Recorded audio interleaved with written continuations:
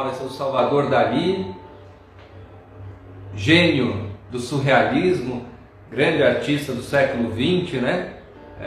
Para todos aqueles que nasceram antes de 89, de 1989, agora recente, né? 31 anos atrás, ouviram alguma aparição pública do Salvador Dalí, alguma reportagem, alguma matéria, aparição dele no cinema ou na TV, que foi um artista muito midiático, muito popular no século XX. E hoje nós vamos falar um pouco sobre a vida, sobre a obra, a carreira, o legado deixado pelo Salvador Dalí, especialmente no Museu Teatro, onde fica a Fundação Gala Dalí. Daqui a pouquinho eu vou tirar os comentários, né, para que não fiquem as letras se sobrepondo às imagens, para que a gente possa ter uma imagem mais limpa das obras de arte do museu em questão.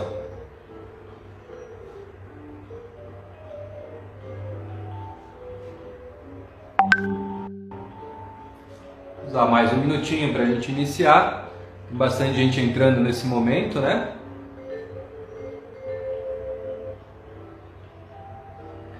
Coisa boa, bastante gente entrando. Lembrando que a apresentação de hoje ela vai ser transmitida tanto pelo Instagram, aqui na live do Instituto Maratona Cultural, no Instagram, e também no YouTube, tá, gente?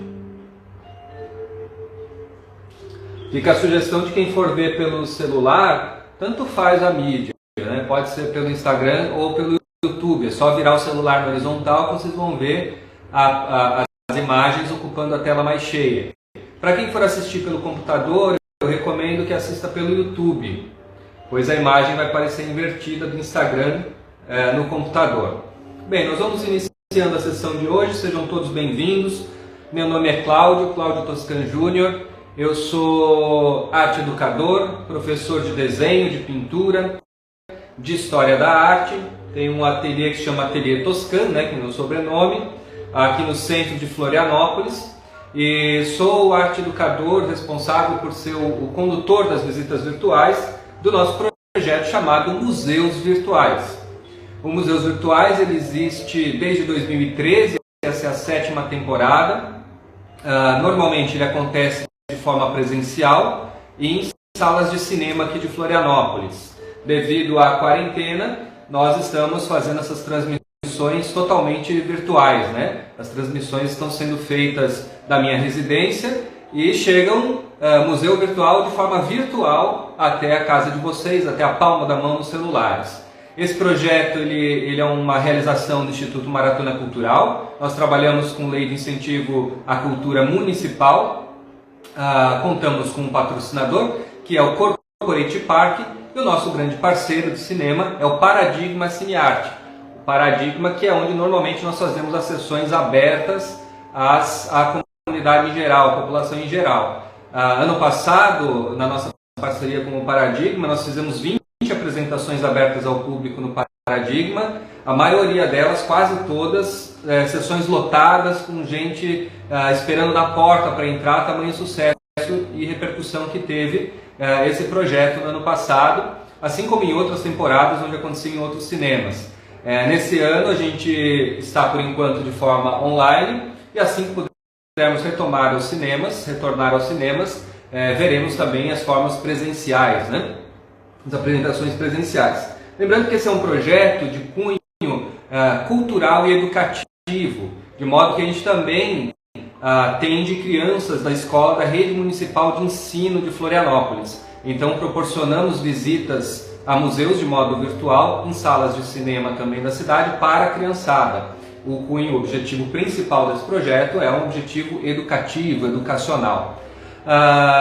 O projeto, então, como eu falei, ele já está no ar desde 2013 e nessa temporada nós temos um assunto, né, um tema em especial, que são biografias de artistas. Os roteiros foram criados tratando especialmente de um artista a cada roteiro e o contexto das obras em que ele estava inserido. Artistas que produziam ao mesmo período, enfim, seus contemporâneos.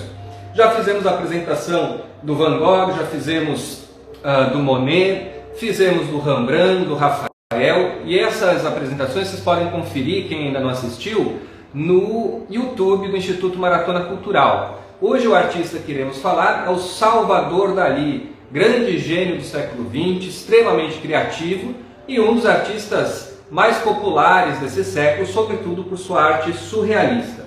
Vou agora retirar os comentários, tá bem? Para que não atrapalhem, que não interrompam as imagens.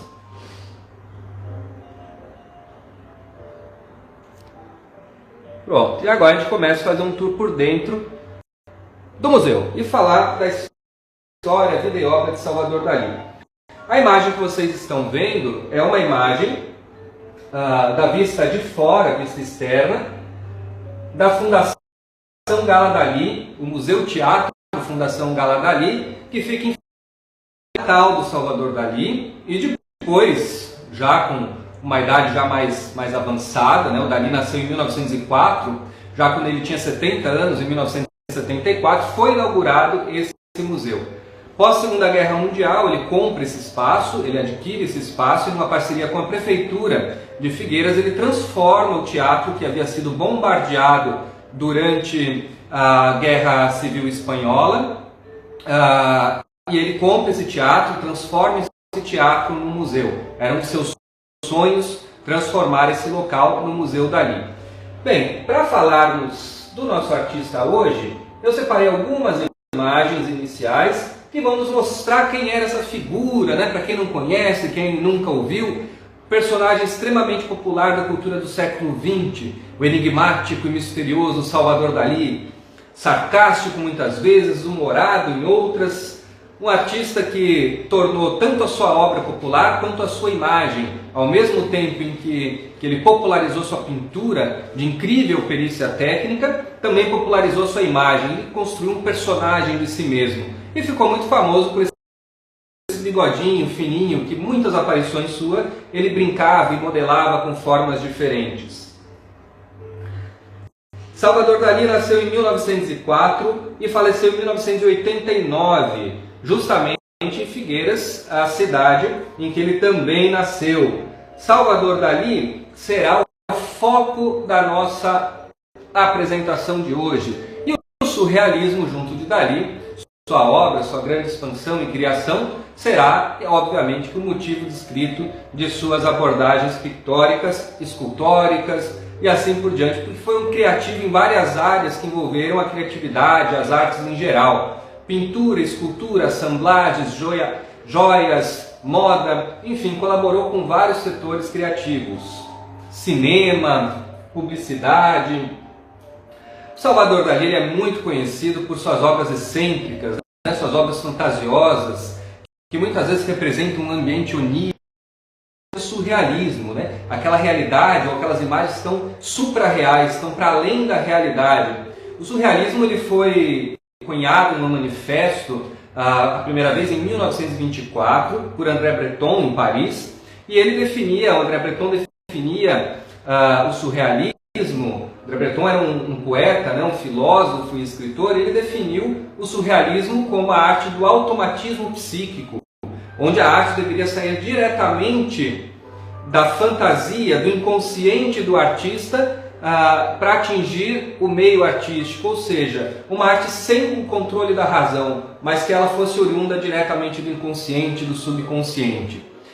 Os artistas surrealistas eles foram buscando várias maneiras de ter esse contato com o inconsciente, de provocar uma criação deliberada, sem o controle da razão. E a obra do Salvador Dalí, que passa a se tornar surrealista mais por volta do ano de 1928 em diante, ele usou como principal subterfúgio para atingir o surrealismo inconsciente justamente as imagens oníricas, as imagens dos sonhos, das fantasias espontâneas do ser humano, especialmente as suas, claro, né, como artista criador. Aqui nós vemos algumas obras das mais conhecidas do Salvador Dalí, onde exemplificam muito bem o que foi o surrealismo, onde vai nos mostrar cenas que na realidade não encontramos senão na fantasia ou no sonho, como esses animais como elefantes, cavalos, em pernas que parecem gravetos, como se fossem pernas de pau, num cenário onírico, com o horizonte baixo, um céu profundo e personagens sobrepostos a esses animais. Cenas de bastante fantasia. Aqui é o quadro das Tentações de Santo Antão, que está exposto no Museu de Belas Artes de Bruxelas, na Bélgica. Outro desses quadros com cunho bastante fantasioso e onírico do Salvador Dalí, muito conhecido também, é o quadro do Sono, onde ele coloca essa figura, como ele tem um rosto um tanto quanto amorfo, um rosto mole, parecendo um tecido, em que ele está escorado, né? Como se estivesse escorando o sono. Ali a gente pode imaginar um personagem caminhando, correndo, batendo numa dessas escoras, derrubando o sono e acordando desse ambiente onírico. Aqui são imagens que nos instigam a imaginação, que nos instigam a fantasia, porque elas são oriundas justamente da fantasia.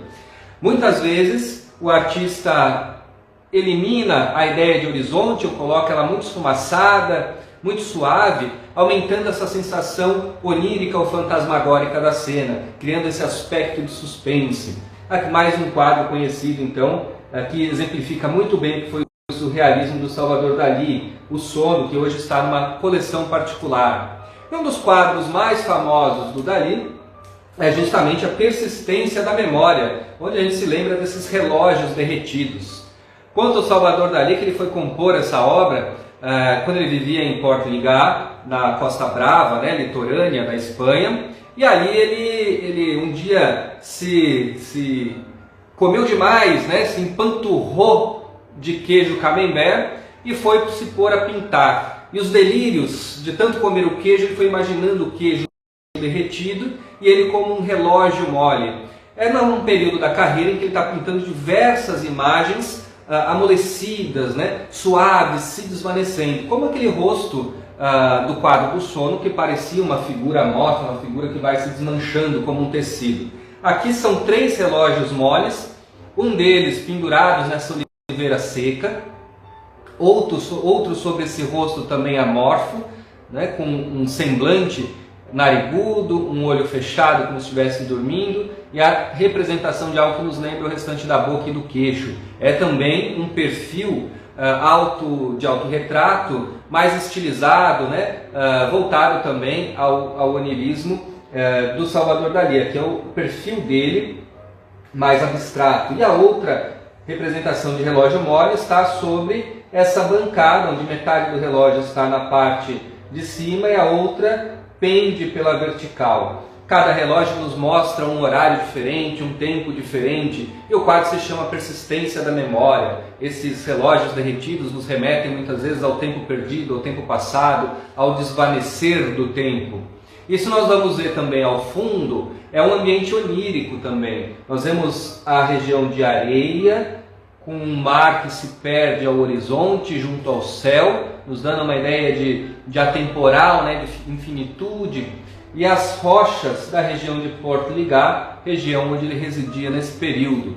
Esse quadro aqui está no MoMA, mas tem outras versões menores de estudos também feitos pelo Salvador Dalí, ou réplicas coordenadas por ele, espalhadas por outros museus, como o Museu Salvador Dalí de Pittsburgh, nos Estados Unidos.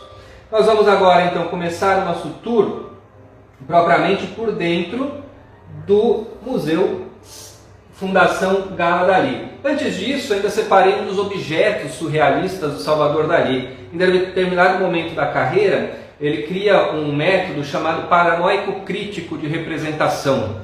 Esse método paranoico crítico, ele se deu sob 2 maneiras. Uma delas era a associação livre de imagens, onde ele buscava imagens, objetos e combinava-os formando um novo significado.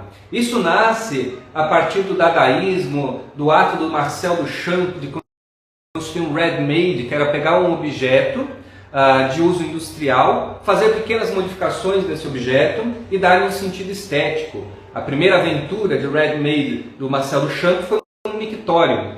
E a partir de então vários artistas começaram a usar objetos do cotidiano, inserindo outras imagens ou transformando-os, criando um novo sentido. Aqui é o Telefone Lagosta do Salvador Dalí, uma obra dos anos 30, em que ele começa a fazer essa associação deliberada e livre de imagens, criando novos significados. Isso aconteceu na pintura, aconteceu na escultura e está dentro desse método paranoico crítico do artista.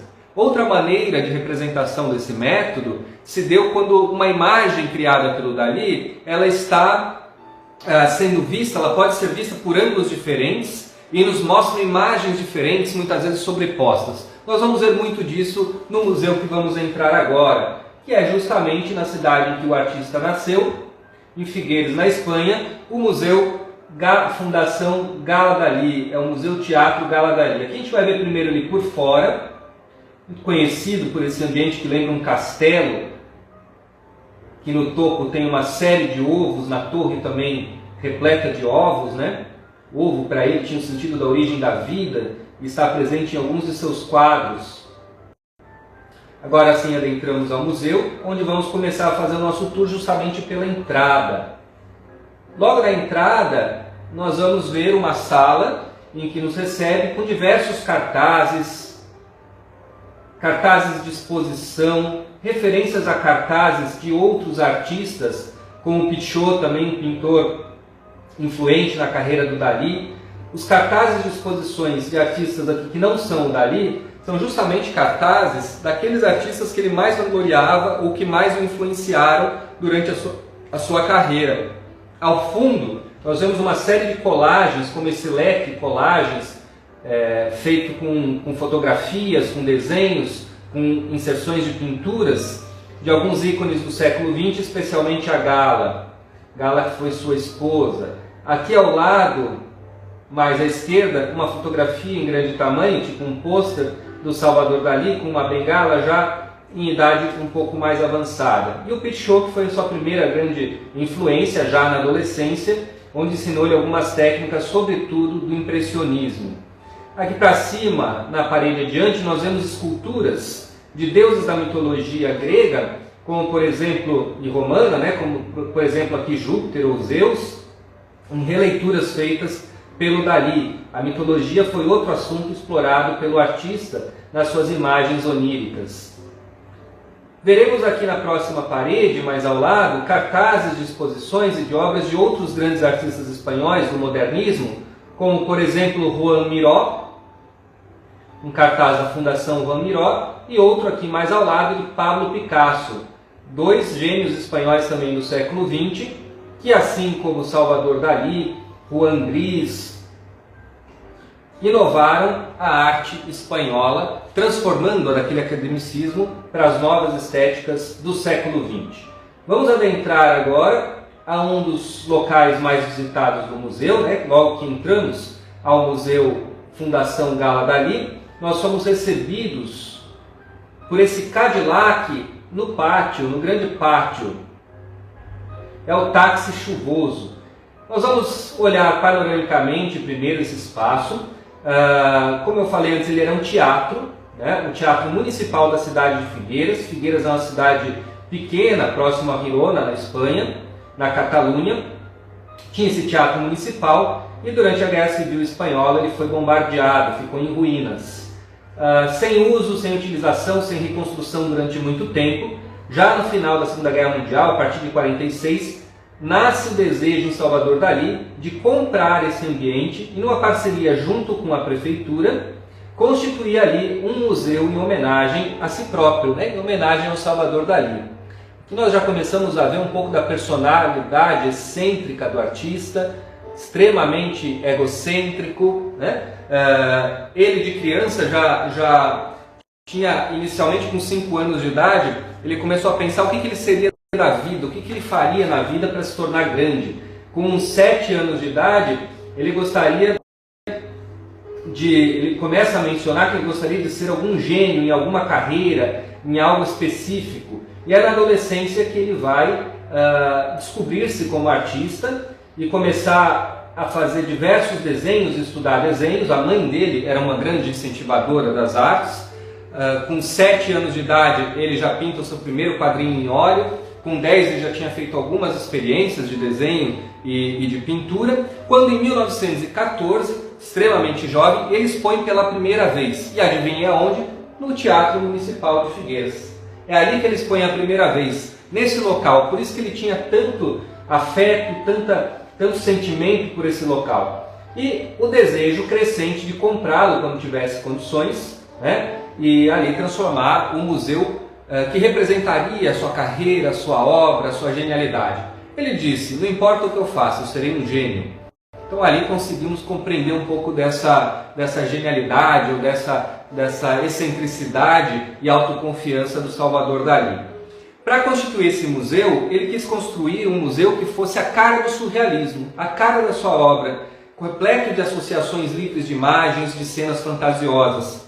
Nós vamos ver que essa estrutura do pátio é a estrutura original, restaurada, porém ele foi fazendo diversos acréscimos, como por exemplo, em cada nicho desse de janelas, ele acrescentou um manequim dourado.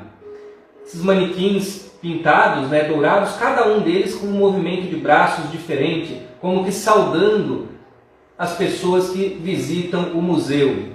Ele foi construindo, projetando e modelando diversas esculturas em bronze, representando imagens mais grotescas, de figuras grotescas. Ele adquiriu 2 postes dos metrôs de Paris, organizou esses 2 postes, sobrepostos a esculturas no portal de entrada do museu, no pátio do museu. Assim que adentramos, já temos a referência desses 2 postes parisienses. E a obra principal, esse Cadillac, mostrando o táxi chuvoso, representando o táxi chuvoso bem ao centro do pátio.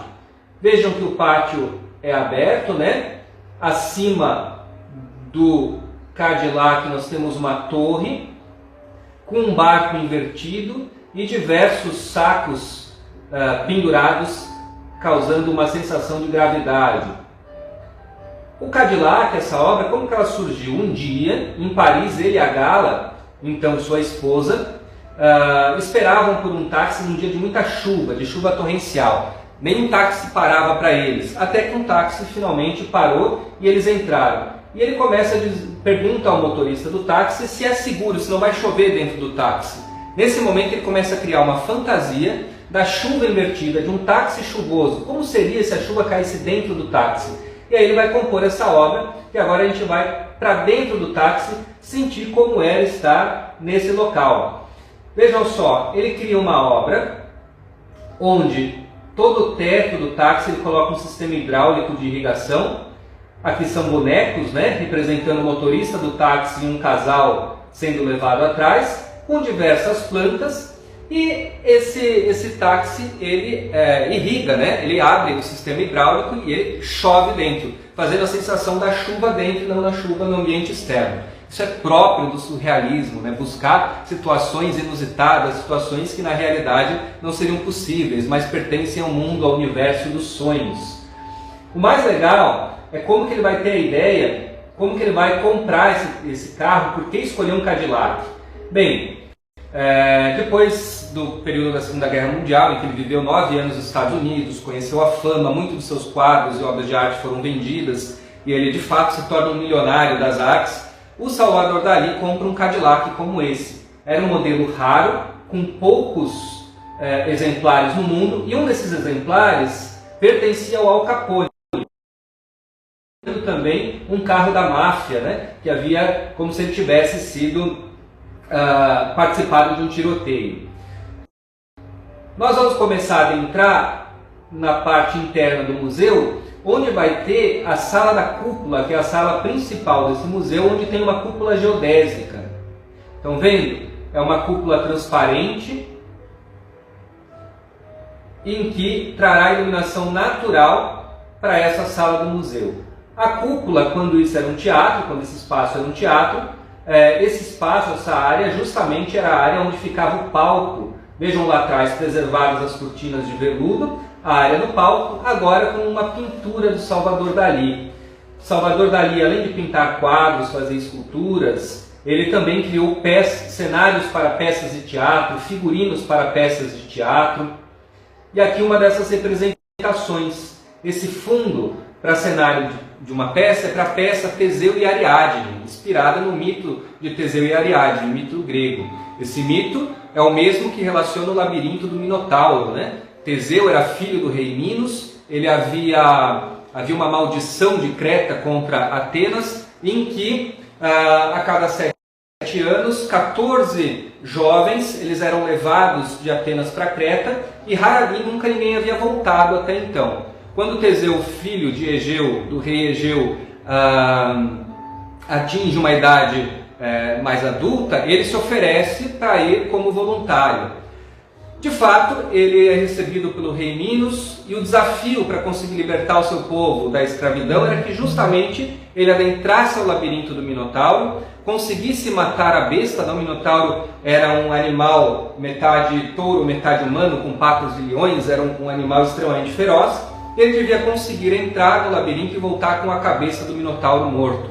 Assim ele libertaria o povo de Atenas. Enfim, durante um banquete oferecido pelo rei Minos, ele se encanta por Ariadne, que era filha do rei, e se apaixona por ela. Ariadne, do mesmo modo, resolve dar-lhe um cordão de ouro, pois diz-lhe: uma coisa é matar o Minotauro, a outra é conseguir sair do labirinto. De modo que ele pega esse cordão, amarra uma pedra na entrada do labirinto, adentra esse espaço, lá dentro ele mata o Minotauro e com o cordão, com o auxílio do cordão, ele retorna para a parte de fora do labirinto. Esse painel pintado pelo Salvador Dalí para a peça é justamente com o título de Labirinto, né? A entrada do labirinto na ilha de Creta. O final dessa história é uma história como todas as tragédias gregas. O Teseu ele liberta o seu povo. Quando ele está a caminho de retornar à Grécia, o seu pai, antes dele partir, lhe pede, né? Se você voltar vivo, e se velas brancas em sua embarcação. Se você não içar velas brancas, eu saberei que você morreu. Apaixonado por Ariadne, o Teseu lhe pede ao rei Minos que lhe entregue, conceda a mão de sua filha em casamento, que possa levá-la à Grécia para eles se esposarem. Na embarcação, tão envolvido de amor, Teseu esquece de içar velas brancas. Quando o pai dele, Egeu, do alto da Acrópole, vê a embarcação voltando sem as velas brancas içadas, ele conclui que o filho morreu e não retornaria. Desse modo, Egeu se atira do penhasco e morre no mar que hoje se chama Mar Egeu. Então essas histórias gregas que há mais de 2.500 anos inspiram a arte de todos os modos. Bem, nessa sala da cúpula, lá no alto a cúpula geodésica, uma sala com um vasto pé direito, estão repletas de diversas obras de arte projetadas ou pintadas à mão, gravadas, desenhadas pelo Salvador Dalí. Aqui temos alguns objetos da fase religiosa cristã, que iniciou propriamente durante a Segunda Guerra Mundial e perdurou por muitos anos. Uma representação das touradas espanholas. Lá mais ao alto, no sentido oposto, nós vamos encontrar um dos quadros mais enigmáticos e curiosos expostos no museu. Vejam só, aqui ao longe, esse painel de fundo é uma imagem, uma das primeiras imagens que nós dizemos pixeladas na história da arte, né? Ela aparece como se fosse uma imagem feita em diversos pixels, né? É o princípio da imagem digitalizada, porém ela foi pintada toda à mão. São diversos quadrados em tamanhos regulares que vão formar essa imagem como se desse uma ideia do que hoje a gente chama de uma imagem pixelada. A essa distância nós vemos uma forma. Se cerrarmos um pouco o olho e vermos com o olho semiaberto, a gente vai ter uma imagem ainda mais nítida de um rosto, né? Esse rosto é o rosto de Abraham Lincoln. No entanto, se nos aproximarmos da imagem, nós começaremos a ver a imagem se parecer mais confusa. Vai se desfigurando o rosto do Lincoln e começa a surgir-nos a imagem de um corpo feminino nu visto de costas. Percebem aqui um corpo feminino nu de costas? Para a gente enxergar melhor essas diferenças, eu vou colocar essa imagem em detalhes. Ela de pertinho a gente evidencia mais o corpo nu. E acabamos não tendo mais tanta percepção da imagem do rosto do Lincoln. E quando nos afastamos, nós vemos o rosto do Lincoln com mais clareza. Aqui eu separei uma foto do Abraham Lincoln para a gente ter a ideia melhor, né, de quem é, para quem não conhece a sua figura, e poder ter uma comparação melhor com a pintura do Salvador Dalí. Então aqui com mais proximidade nós vemos o corpo, e conforme a distância, vou retornar uma sala mais atrás, a um ponto mais atrás na sala, nos dando a ideia de que estamos no museu, podemos caminhar por ele, recuar para ver a imagem com mais distância. E percebemos novamente a imagem do Abraham Lincoln. Vejam lá. Se cerrar os olhos, você vê um pouco mais nitidamente essa imagem. Foi uma pintura, início da pintura digitalizada, isso é uma pintura de 1976. Hoje, você tem muitos outros recursos para fazer uma imagem nesse senso pixelado. Caminhando aqui pelo centro do museu, dessa sala, nós vemos uma laje branca muito especial, pois é aqui, abaixo dessa laje, que está enterrado o corpo de Salvador Dalí. Foi desejo dele que, após a sua morte, ele fosse enterrado no museu, como se ele estivesse adentrando ao seu próprio universo, como se ele fosse residir na eternidade do seu próprio universo. Mais adiante, seguiremos o nosso roteiro, geodésica. Aqui mais à esquerda, uma das obras que pertence também a essa fase escrita com o método paranoico crítico, onde ele vai pegar uma imagem, repeti-la por várias vezes, trabalhando ela simultaneamente de modos diferentes. Aqui a referência foi a Vênus de Milo, famosa escultura que está hoje no Louvre. Outras assemblagens, combinações de objetos reais, com outras funções que são mais utilitárias e que representam outro significado que não estético ou artístico, mas modificadas pelo artista com a inserção de outros objetos combinados. Essa representação do piolho da pulga, em que vai representar dois músicos de rua tradicionais da região ali da cidade de Figueiras, que na infância de Salvador Dalí se apresentavam em praça em troca de algumas moedas. Aqui, uma homenagem que o artista faz aos artistas de rua. Seguiremos agora para uma próxima sala, que é a Sala dos Tesouros, uma das salas mais especiais desse museu, e que foi um desejo do Salvador Dalí, escolhido a dedo cada uma das obras aqui expostas. Essa sala era uma sala que ficava, à época do teatro, ela servia como camarim para os atores. Aqui o Salvador Dalí forrou ela inteira de veludo vermelho para dar um ar de nobreza e colocou obras em que para ele tinha um significado especial. Algumas dessas obras são obras de juventude, obras que pertenciam às primeiras fases de pintura do artista, em que ele estava descobrindo uma estética, onde ele ainda não havia adquirido o seu estilo maduro, o seu estilo que o consagrou, que é propriamente essas imagens mais oníricas e o surrealismo. Cotidiano, de imagens da cidade de Figueiras, são pinturas da juventude, da adolescência do artista. Aqui do período em que ele passava os verões na Costa Brava, na região litorânea da Catalunha, sob influência das pinturas do Pichot, onde ele vai utilizar um pouco das técnicas do impressionismo, está em busca ainda de uma carreira própria, de um estilo próprio em que o consagrasse.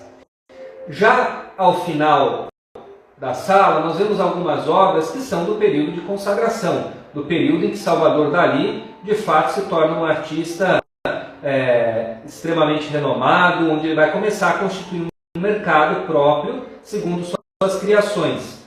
Temos, por exemplo, algumas representações de sua musa, a Gala. Gala, que ele conhece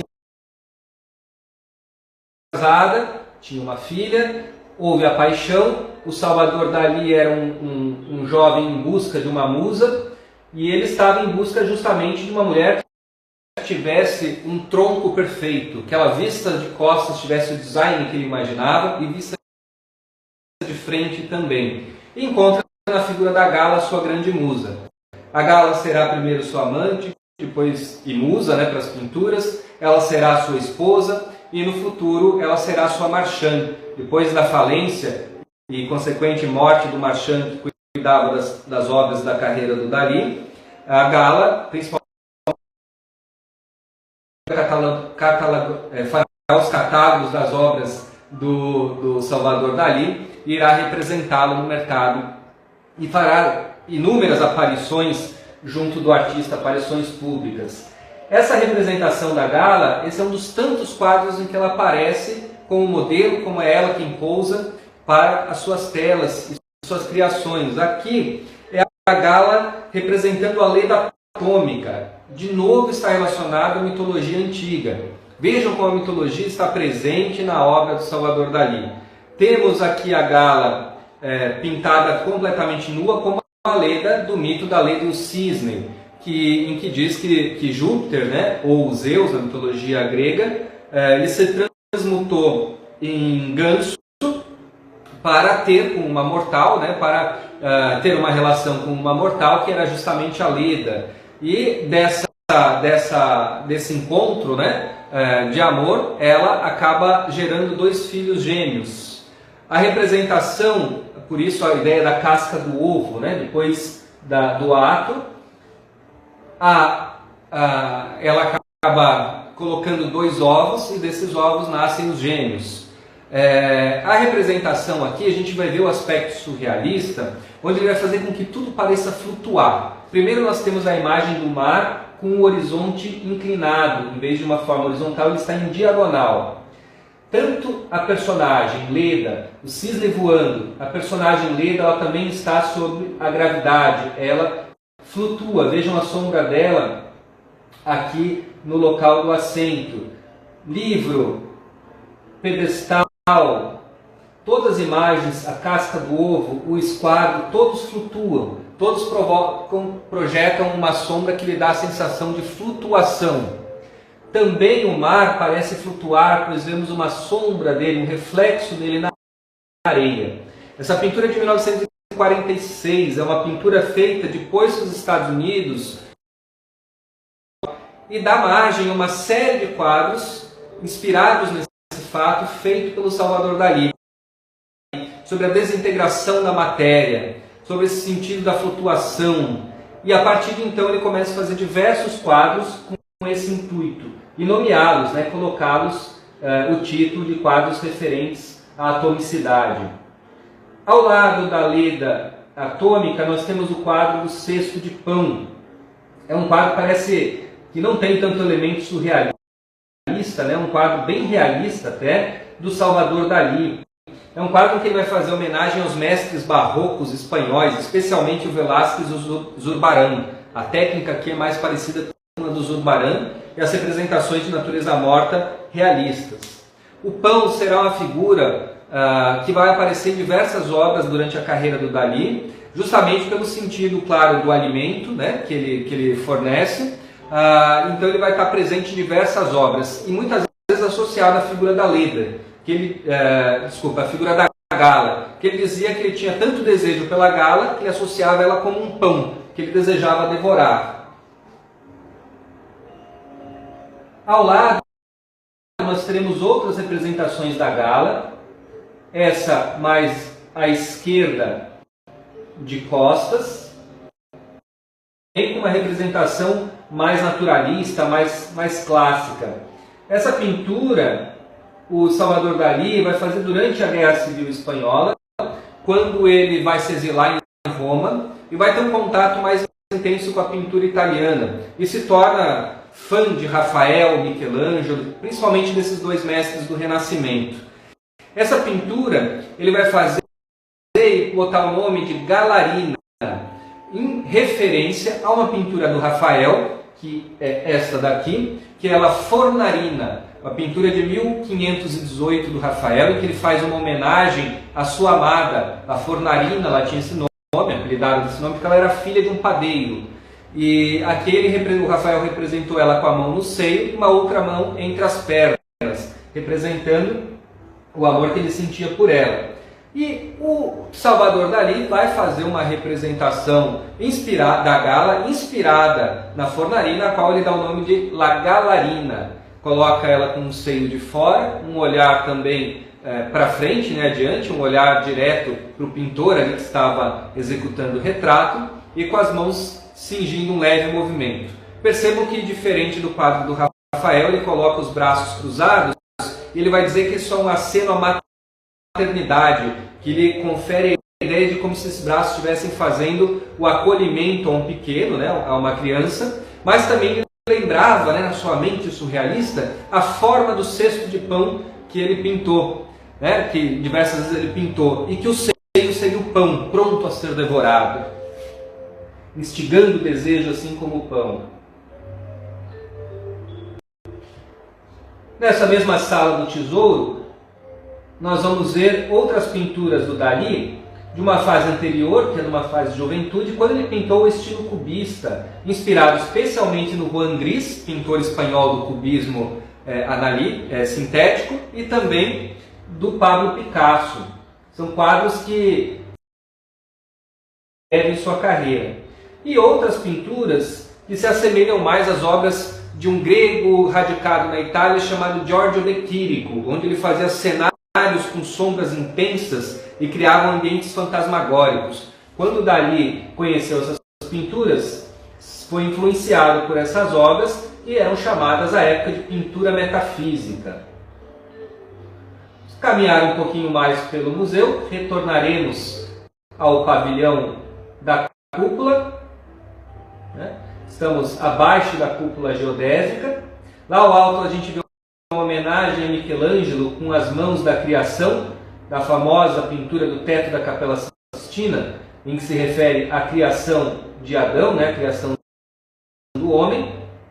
E nós vamos agora visitar uma outra sala, visitar um outro espaço, onde vamos ter também uma imagem que de longe a gente vê um rosto e de perto a gente começa a ver umas formas mais enigmáticas. Vejam esse rosto no fundo dessa parede do corredor.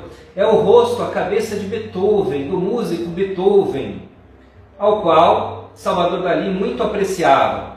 De longe, a imagem nítida, conforme nos aproximamos, nós vamos vendo como ela foi feita e diversos borrões meio abstratos, né, colocados aqui na tela. Parece muito aleatória a junção para que depois ele criasse a forma do Beethoven. A maneira com que o Salvador Dalí fez esse quadro é que ela é muito especial, que ela é muito diferente e que chama a atenção. Era um artista que buscava sempre novos métodos, novas maneiras de compor. E veja o que ele fez, é um painel de grandes dimensões, ele deitou esse painel, essa tela no chão, né? Ele pegou alguns polvos, colocou tinta nos polvos vivos, atirou contra o painel e o movimento dos polvos com a tinta foi criando a pigmentação nessas regiões bem abstratas, criando uma espécie de fundo para os olhos, o semblante do nariz e da boca. Mas essas tonalidades que nós vemos de fundo, manchadas, arranhadas, arrastadas para o lado, são feitas por polvos vivos, tingidos com tinta e atirados contra a superfície. E eles, no seu mover, foram criando essa pintura.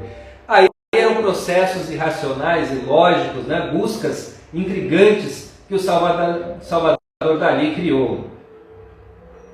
Mais abaixo, descendo por esse corredor, nós vamos poder acompanhar uma sala que é a Sala dos Pescadores.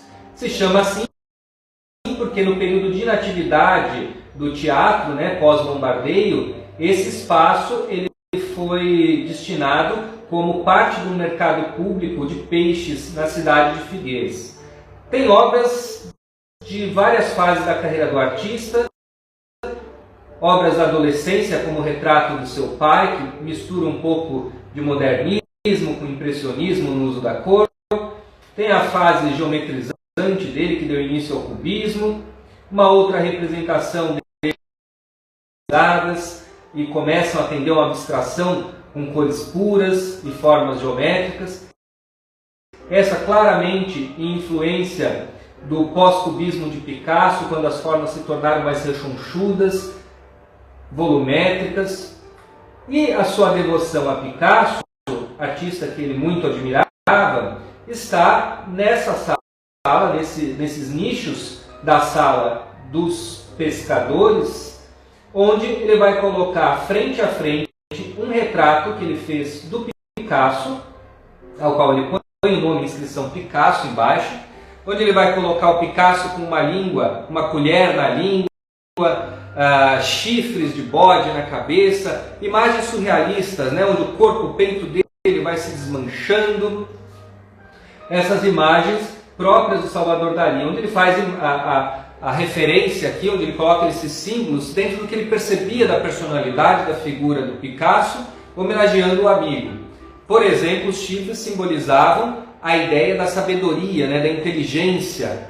E o Picasso, por ser muito falador, por ser um artista muito provocador, essa língua comprida em forma de colher.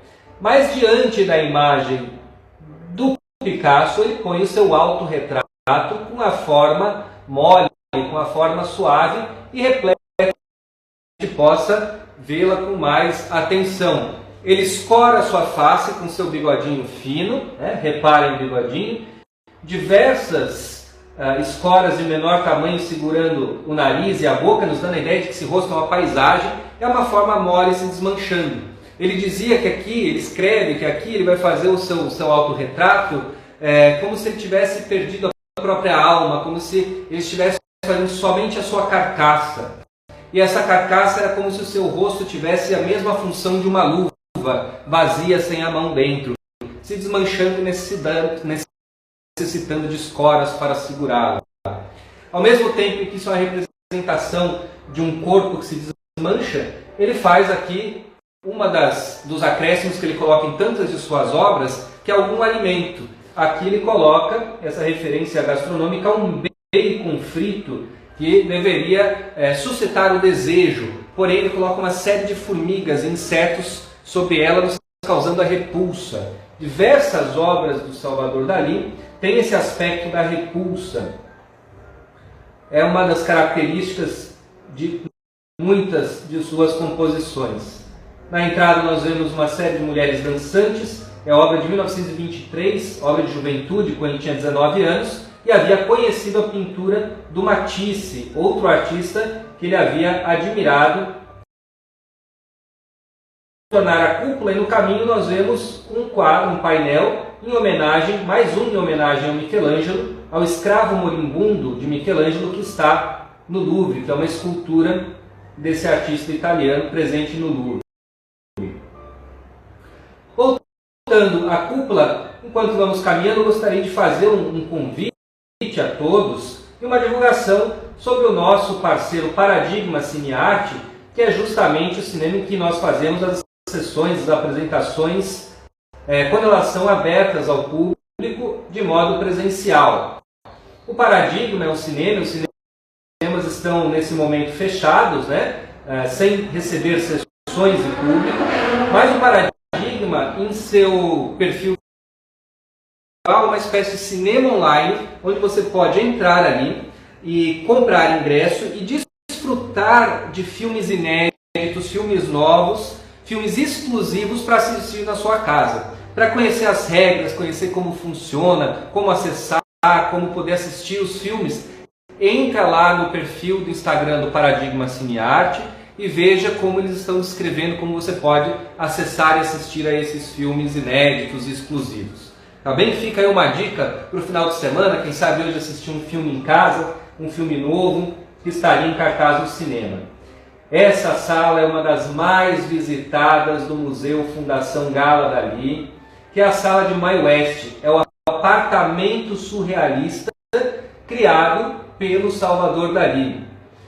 A ideia nasceu quando, ao conhecer nos Estados Unidos a atriz americana Mae West, com os seus lábios carnudos, sempre com batom vermelho intenso, ele decide criar um sofá saliva, um sofá com a forma da boca da Mae West, né? Um sofá vermelho. E desse sofá ele vai criar um apartamento surrealista, onde o sofá será a boca de Mae West, o nariz formado por lareiras, os olhos ao fundo estarão representados por dois quadros de fotografias, um deles, esse representando Paris, com as pontes sobre o rio Sena e a Torre Eiffel ao fundo.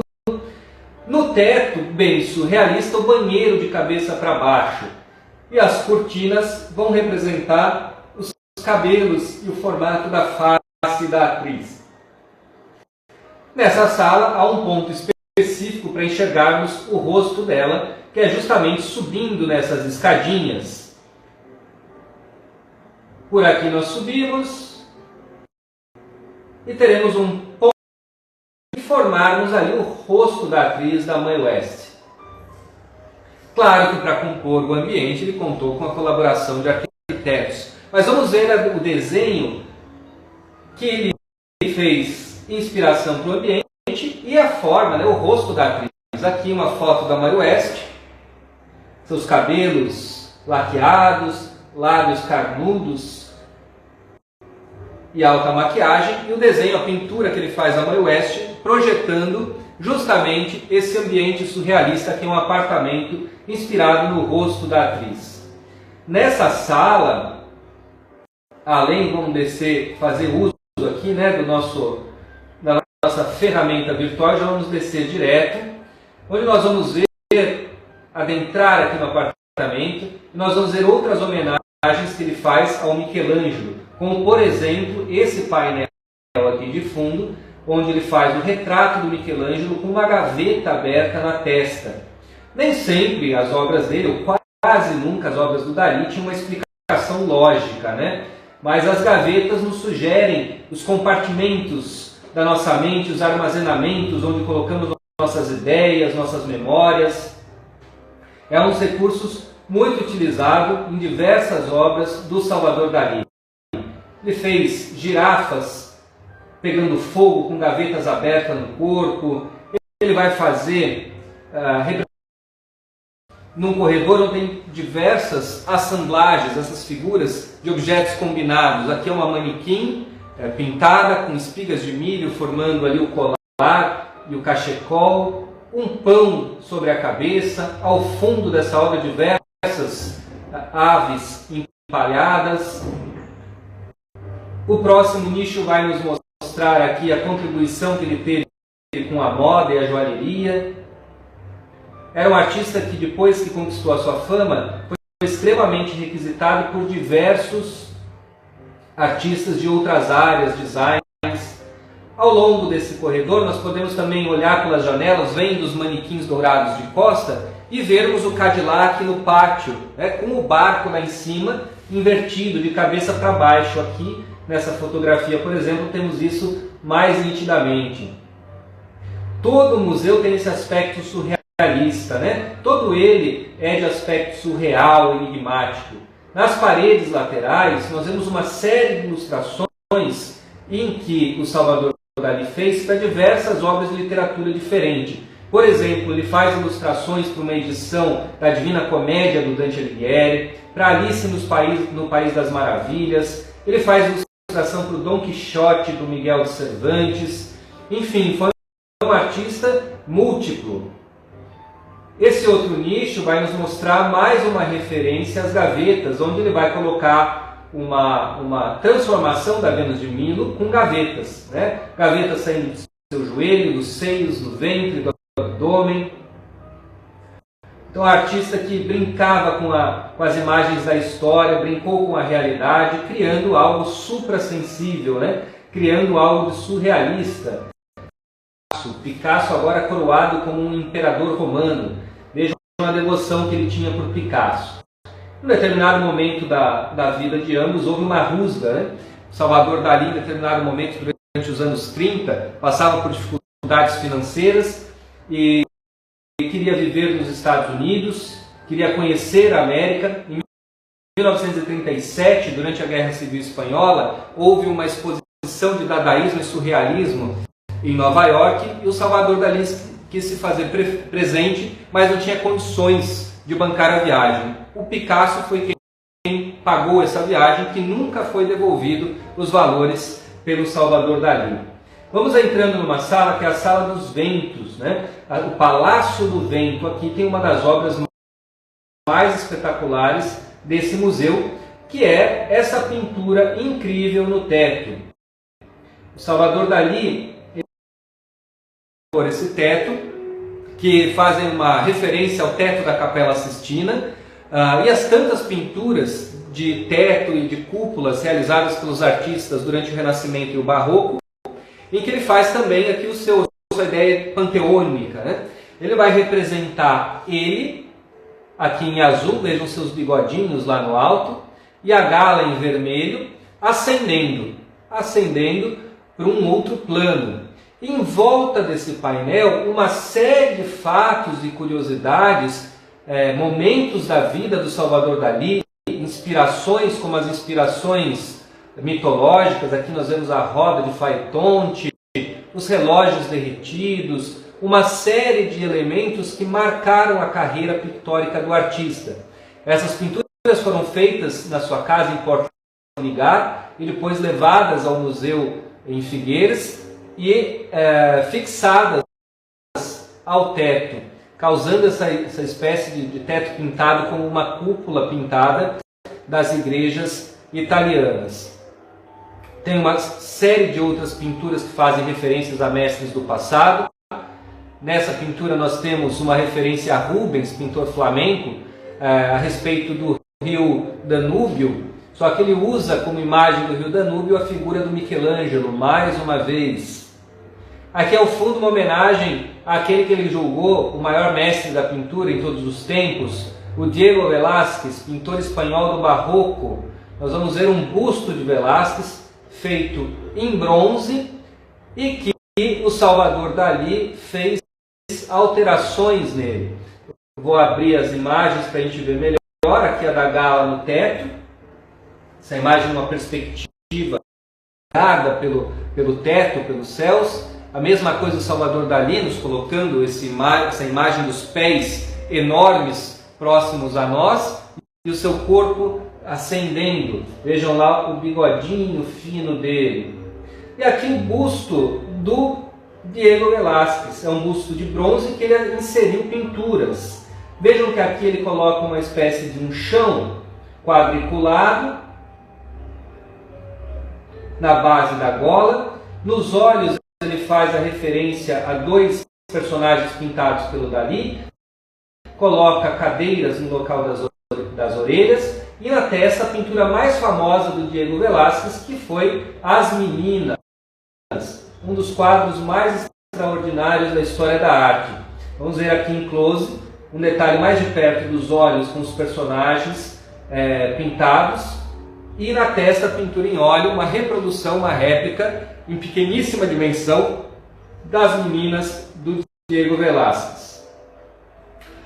Retornaremos à sala da cúpula, onde estão diversas outras assemblagens, obras em relevo nas paredes, representando personagens mitológicos. Ao fundo nós temos um autorretrato do Salvador Dalí, onde ele está representado jovem durante a década de 20, e a última sala que nós iremos apreciar é justamente o quarto de Salvador Dalí, com a persistência da memória acima, porque o Dalí, depois da morte da Gala em 1982, ele deixa o castelo de Pubol, onde eles estavam vivendo, e transfere-se definitivamente para esse local em que nós estamos, que é a Fundação Gala Dalí, o Teatro Museu. E é nesse local que ele passará os seus últimos anos, até falecer em 23